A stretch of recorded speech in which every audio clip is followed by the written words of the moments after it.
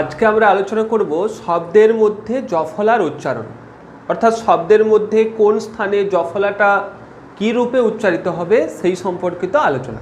তো এর যে সূত্রগুলো রয়েছে সেগুলো দেখো। জফলা কখনো শব্দের শুরুতে থাকে, কখনো মধ্যে থাকে, কখনো হয়ের সঙ্গে যুক্ত থাকে। এর বিভিন্ন রূপে উচ্চারণ রয়েছে। উচ্চারণের সূত্রগুলো তোমরা মনে রাখবে, ফলে পড়ার সময় বা বানানের ক্ষেত্রে তোমাদের এগুলো খুব উপযোগী হবে।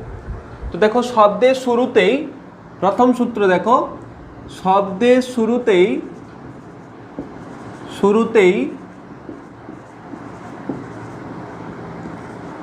জফলা যদি অকার যুক্ত থাকে, জফলা যদি অকার যুক্ত অর্থাৎ অকার যুক্ত জফলা থাকে, জফলা যদি অকার যুক্ত থাকে, অকার যুক্ত থাকে তবে এ রূপে উচ্চারিত হবে, তবে এ রূপে উচ্চারিত হবে। তবে কার উচ্চারণ হবে? জফলার উচ্চারণ হবে এ রূপে, এ রূপে উচ্চারিত হবে। তাহলে দেখো কি বললাম, জফলা যদি অকার যুক্ত থাকে, অকার যুক্ত জফলা অর্থাৎ জফলাটা শেষে যদি অয়ের উচ্চারণ হয়, অকার মানে আর কোনো স্বরবর্ণ থাকবে না। যেমন ধরো উদাহরণটা দেখো, তাহলে বুঝতে পারবে। উদাহরণ দেখো, ব্যর্থ, বয় জফলা থয় রেপ। দেখো জফলার পরে কিসের উচ্চারণ হচ্ছে? দেখো জফলার পরে অয়ের উচ্চারণ আসছে, অকার। তাই এখানে কি রূপ উচ্চারণ হবে বলেছি? একারের মতো, এ, অয় জফলাকার এ, অর্থাৎ এটার কি উচ্চারণ? ব্যর্থ। এর উচ্চারণ কি? ব্যর্থ। তাহলে অকার যুক্ত জফলা থাকলে তার উচ্চারণ হবে ব্যর্থ, অর্থাৎ এ উচ্চারণ হবে। এরপর 2 নম্বর দেখো, 2 নম্বর সূত্র, শব্দের মধ্যে জফলাযুক্ত ব্যঞ্জনের পরে, জফলাযুক্ত ব্যঞ্জনের পরে যদি হ্রস্বই বা দীর্ঘইকার থাকে, যদি হ্রস্বই বা দীর্ঘইকার থাকে, হ্রস্বই বা দীর্ঘইকার থাকে,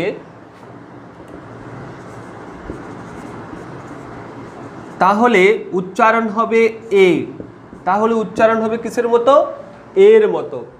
তাহলে উচ্চারণ হবে একার রূপে উচ্চারণ হবে। তাহলে দেখো কি হচ্ছে, শব্দের মধ্যে জফলাযুক্ত ব্যঞ্জনের পরে যদি হ্রস্বই বা দীর্ঘই থাকে তাহলে তার উচ্চারণ হবে কি?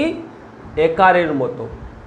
উচ্চারণ হবে একারের মতো। আগেরটা কি বলেছি দেখো, যদি তারপরে অকার রূপে জফলাযুক্ত ব্যঞ্জন যদি অকার অর্থাৎ অকারযুক্ত জফলা ব্যঞ্জন থাকে তাহলে তার উচ্চারণ হবে এ, এবং শব্দের জফলাযুক্ত ব্যঞ্জনের পরে যদি হ্রস্বই বা দীর্ঘই থাকে তাহলে তার উচ্চারণ হবে একার রূপে। কীরকম উচ্চারণ দেখো, এটা কার উচ্চারণটা মনে রাখবে? এটা জফলাটার উচ্চারণ, জফলাটা একার রূপে উচ্চারণ হবে। উদাহরণ দেখো, ব্যথি, বয় জফলা থয় দীর্ঘই। দেখো জফলা ব্যঞ্জনের পরে, জফলাযুক্ত ব্যঞ্জনের পরে দীর্ঘইকার আছে, তাহলে তার উচ্চারণ কিরকম হবে? বেথি, বেথি, এটা উচ্চারণ। ব্যক্তি, বয় জফলা কয় তয় হস্যই, এর উচ্চারণ কি? ব্যক্তি। এর উচ্চারণ আমরা কি রূপে করি? ব্যক্তি। তাহলে দেখো, শব্দের মধ্যে জফলাযুক্ত ব্যঞ্জনের পরে যদি হ্রস্বই বা দীর্ঘই থাকে, হ্রস্বই বা দীর্ঘইকার উচ্চারণ হয়, এখানে দেখো কি উচ্চারণ হচ্ছে? দীর্ঘইকার উচ্চারণ হচ্ছে। তাই জফলার জায়গায় কি উচ্চারণ হবে? একার উচ্চারণ হবে। আর দেখো হ্রস্বই থাকলে কি উচ্চারণ হবে? জফলাযুক্ত ব্যঞ্জনের পরে যদি হ্রস্বই থাকে কি বলেছি? একার হবে। মানে মনে রাখবে, জফলাযুক্ত ব্যঞ্জনের পরে যদি হ্রস্বই বা দীর্ঘইকার থাকে তাহলে তার উচ্চারণ হবে একার। মনে রইল? আর এখানে কি পেলাম? জফলাযুক্ত ব্যঞ্জনের পরে যদি অকার উচ্চারণ হয় তাহলে তার উচ্চারণ হবে কি? এ। মানে এটার উচ্চারণ কি বলেছিলাম? ব্যর্থ, বয় জফলা আকার থয় রেপ, অর্থাৎ এর উচ্চারণ হবে ব্যর্থ। আর এখানে কি হবে? জফলাযুক্ত ব্যঞ্জনের পরে যদি দীর্ঘইকার আছে দেখো, তাহলে তার উচ্চারণ হবে একার, বা হর্ষইকার থাকলেও তার উচ্চারণ হবে একার। 3 নম্বর সূত্র দেখো, শব্দের মধ্যে শব্দের মধ্যে বা শেষে যদি জফলা থাকে, মধ্যে বা শেষে যদি জফলা থাকে, তাহলে যে বর্ণের সঙ্গে থাকবে জফলা, যে বর্ণের সঙ্গে থাকবে জফলা, সেই বর্ণটি দুবার উচ্চারিত হবে। সেই বর্ণটি দুবার উচ্চারিত হবে।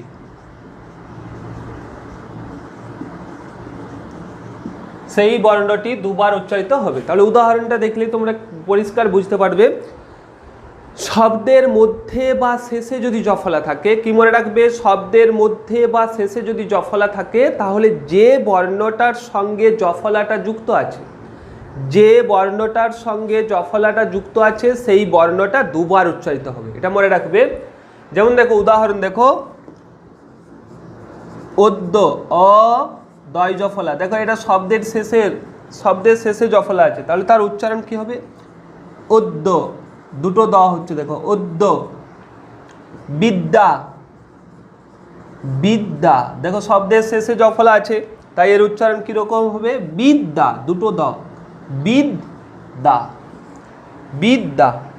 শব্দের মধ্যে একটা উদাহরণ দিই, দেখো অব্যয়। আমি কি বলেছি?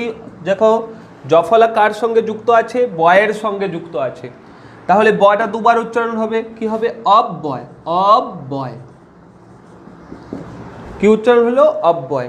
তাহলে সূত্র কি পাওয়া গেল? দেখো, শব্দের মধ্যে বা শেষে যদি জফলা থাকে, যে বর্ণটার সঙ্গে জফলা যুক্ত থাকবে সেই বর্ণটা দুবার উচ্চারিত হবে। তাহলে দেখো কি হলো? অদ্য শব্দের শেষে আছে, বিদ্যা শব্দের শেষে আছে, তাই এটা কিরকম উচ্চারণ হবে? দেখো দুবার দ উচ্চারণ হবে, কারণ দয়ের সঙ্গে জফলা যোগ আছে, এখানেও দয়ের সঙ্গে জফলা যোগ আছে।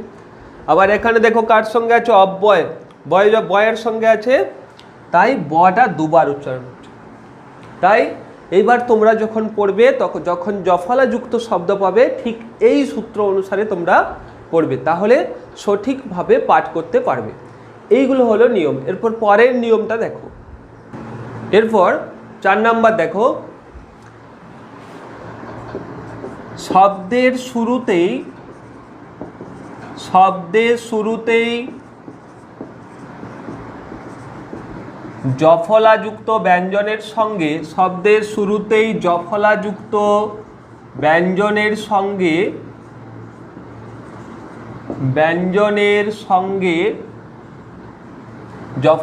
ব্যঞ্জনের সঙ্গে যদি এ ও হ্রস্ব উ দীর্ঘ উ যোগ থাকে, এটা মনে রাখবে কি কি?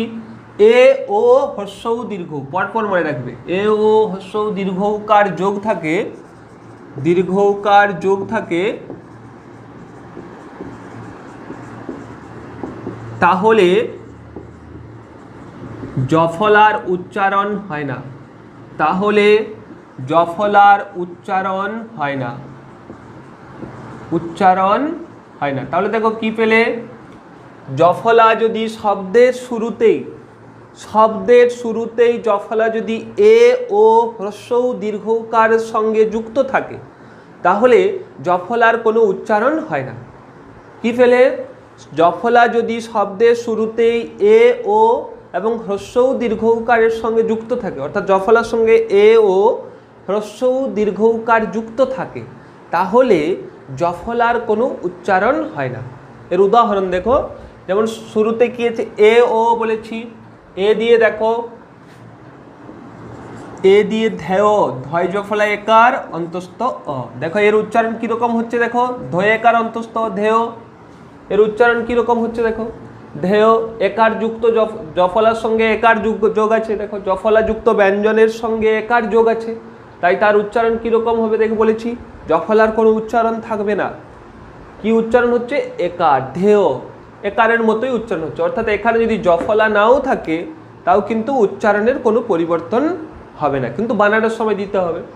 এরপর কি বলেছি দেখো, এ ও দিয়ে শব্দ, দেখো ওকার দিয়ে শব্দ দোতনা, দয় জফলা ওকার ত দন্ত নয়াকার দোতনা, এটা যদি আমি এভাবেও লিখি দেখো দোতনা, দেখো দয় জফলা ওকার ত দন্ত নয়াকার, দয় জফলা ওকার, এটা দোতনা বানান কি দয় জফলা ওকার ত দন্ত নয়াকার, কিন্তু এর উচ্চারণ দেখো জফলার কোনো উচ্চারণ নেই, সেই ওকারের মতোই উচ্চারণ হচ্ছে। তাই এ ও এছাড়াও আর দুটো বর্ণ কি আছে, হ্রস্ব উ এবং দীর্ঘ উকার, হ্রস্ব উ দীর্ঘ উকার। দেখো হ্রস্ব উকার, হ্রস্ব উকার দিয়ে শব্দ দেখো দুলোক, দয় জফলা হ্রস্ব উ লয়কার ক, দুলোক, এর উচ্চারণ কিরকম হচ্ছে দেখো দু লোক। দুলোক বানান কি দয় জফলা হ্রস্ব উ লয়কার ক, দুলোক মানে স্বর্গ, দুলোক। আমি যদি দেখো দয় হ্রস্ব উ লিখি তাও কিন্তু এর উচ্চারণের কোনো পরিবর্তন হচ্ছে না। এ ও হ্রস্ব উ দীর্ঘ, এটা কিন্তু শব্দের শুরুতেই থাকতে হবে, দেখো শব্দের শুরুতেই আছে। এরপর দেখো দীর্ঘ উকার, দীর্ঘ উকার দয় জফলা দীর্ঘ উ ত, দু ত, এটার উচ্চারণ কিরকম হয় দেখো দয় দীর্ঘ উ ত দুত, দয় জফলা দীর্ঘ উ ত দু ত, এটা যদি উচ্চারণ করি দেখো জফলা ছাড়া উচ্চারণ একই হবে দয় দীর্ঘ উ ত দু ত।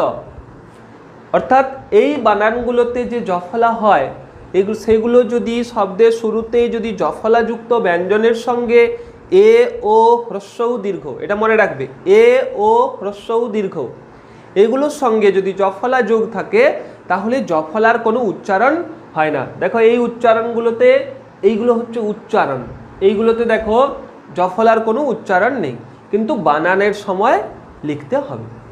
এরপর দেখো 5 নাম্বার সূত্র, জফলা যদি হয়ের সঙ্গে যুক্ত থাকে, এই হ বর্ণটা হচ্ছে এমন একটা বর্ণ যে কোনো ফলা অর্থাৎ যে কোনো বর্ণ, যেমন ধরো বফলা হোক বা লফলা হোক বা মফলা হোক, আগের ক্লাসে দেখো মফলা নিয়ে বলেছিলাম, মফলার সঙ্গে হ যোগ থাকলে, হয়ের সঙ্গে মফলা যোগ থাকলে কি হবে, এখানেও দেখো হয়ের সঙ্গে জফলা থাকলে তার উচ্চারণ কিভাবে পরিবর্তন হবে। দেখো জফলা যদি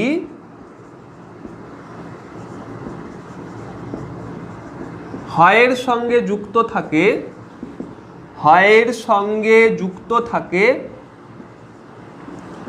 তাহলে জফলার উচ্চারণ হবে, তাহলে জফলার উচ্চারণ হবে, জফলার উচ্চারণ হবে জজ। কি উচ্চারণ হবে জজ, বর্গীয় জ ঝ, তাহলে জফলার উচ্চারণ হবে জজ। তাহলে দেখো কি সূত্র পাওয়া গেল, জফলা যদি হয়ের সঙ্গে যুক্ত থাকে তাহলে তার উচ্চারণ হবে, জফলার উচ্চারণ হবে কি জজ, অর্থাৎ জফলাটা জটা বর্গীয় জ এবং হটা ঝ। কিরকম উচ্চারণ দেখো, দুটো বর্ণ দুটো রূপে উচ্চারণ হবে। গ্রাহ্য গয় রফলা আকার হয় জফলা, যখন আমরা লিখবো তখন গয় রফলা আকার হয় জফলা লিখতে হবে, কিন্তু বানানের সময় কি হবে গয় রফলা আকার, উচ্চারণের সময় গ্রাহ্য, গ্রাহ্য। দেখো তাহলে কি কি হয়েছে দেখো, জফলা কিসে পরিণত হয়েছে বর্গীয় জ এবং জফলা ঝয়ে পরিণত হয়েছে, অর্থাৎ হয়ের সঙ্গে জফলা যদি যোগ থাকে তাহলে জফলার উচ্চারণ কিরকম হবে জজ, তাহলে জফলা যুক্ত ব্যঞ্জনটার উচ্চারণ কিরকম হবে জজ। এটা শুধুমাত্র হয়ের সঙ্গে যুক্ত থাকলে হবে। গ্রাহ্য দেখো কি উচ্চারণ হচ্ছে হয়ের, এখানে কিন্তু হয়ের কোনো উচ্চারণ নেই, গ্রাহ্য, কিন্তু বানানের সময় কি লিখতে হবে গ্রাহ্য। বাহ্য আরেকটা উদাহরণ দেখো, বাহ্য বয়াকার হয় জফলা, বাহ্য কি লিখবো কি উচ্চারণ হবে দেখো বাহ্য। জজ দেখো জজ বাহ্য, বাহ্য বাহ্য গ্রাহ্য, তাহলে দেখো হয়ের সঙ্গে যদি জফলা থাকে তাহলে তার উচ্চারণ কি মনে রাখবে জজ উচ্চারণ হয়। তাহলে এই হচ্ছে পাঁচটা সূত্র হচ্ছে জফলা যুক্ত ব্যঞ্জনের উচ্চারণের সূত্র, অর্থাৎ ব্যঞ্জনের সঙ্গে জফলাটা তো ব্যঞ্জন যুক্ত অবস্থায় থাকবে, এই জফলাটা হচ্ছে অন্তস্থ জয়ের সংক্ষিপ্ত রূপ, জফলা হচ্ছে অন্তস্থ জয়ের সংক্ষিপ্ত রূপ। তোমরা যখন জফলাযুক্ত শব্দের বর্ণ বিশ্লেষণ করবে তখন তার রূপটা দেবে অন্তস্থ জ। তাই দেখো এই জফলা অর্থাৎ ফলা তো কোনো না কোনো বর্ণের সঙ্গে যুক্ত থাকে, তাই জফলা যখন বিভিন্ন বর্ণের সঙ্গে যুক্ত থাকে, বিভিন্ন রূপে থাকে, তখন কিন্তু তার উচ্চারণ পদ্ধতি আলাদা হয়ে যায়। সেই পদ্ধতিগুলো নিয়েই আমি আলোচনা করেছি। যেমন দেখো হয়ের সঙ্গে যুক্ত থাকলে তার উচ্চারণ আলাদা হয়ে যায়, বা শব্দের শুরুতে যদি এ ও হ্রস্ব দীর্ঘ এইগুলোর সঙ্গে যদি থাকে তাহলে তার উচ্চারণ পদ্ধতি আলাদা হয়ে যাবে। এইভাবে এই উদাহরণগুলো, এই উচ্চারণগুলো এগুলো মনে রাখতে হবে এবং পাঠ করার সময় ঠিক এইভাবে পাঠ করতে হবে। তাহলেই এই যুক্তবর্ণ দিয়ে যে শব্দগুলো থাকে সেগুলো তোমাদের আর কোনো অসুবিধা হবে না। আগের ক্লাসে আমি মফলা উচ্চারণ করেছি বা রফলা নিয়ে যে ক্লাসগুলো করেছি, সমস্ত ফলা যে যুক্তবর্ণগুলো আছে সেগুলো নিয়ে আমি আলোচনা করেছি। তো এরকম আবার যদি আপডেট পেতে চাও তাহলে চ্যানেলটা অবশ্যই সাবস্ক্রাইব করবে।